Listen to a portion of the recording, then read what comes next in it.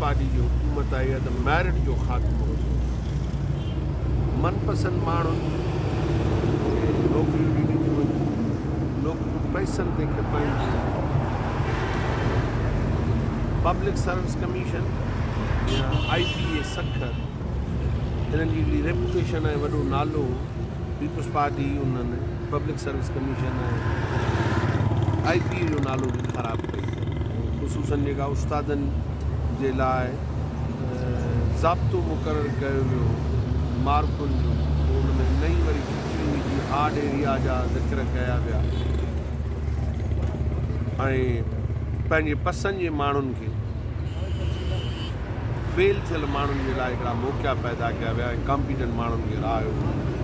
मुंहिंजो मुतालबो आहे त कॉम्पिटेंट ऐं जेके लाइक़ु आहिनि जिन सुठियूं मार्कूं खयूं आहिनि उन्हनि खे पहिरियों नौकरियुनि जो हक़ु उन्हनि खे ॾिनो वञे ऐं उन्हनि में हिकिड़ी कैटेगरी ठाही वञे।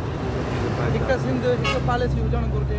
हाणे 30 ते पास जो इशारो ॾिनो आहे, 40 जो ॾेई सघनि पिया। हाणे हर UC में 20 जिते वैकेंसियूं हुते 10 15 वैकेंसियूं ख़ाली आहिनि।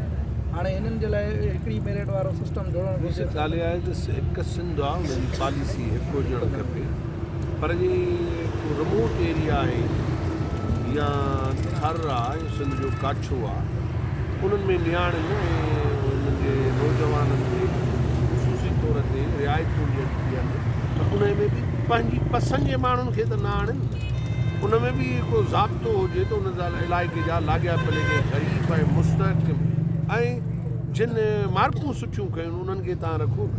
हार्ड एरिया जो नालो ॾेई तव्हां फेल थियणनि खे बि खणी छॾियो, इहो तरीक़ेकार मुनासिबु कोन्हे।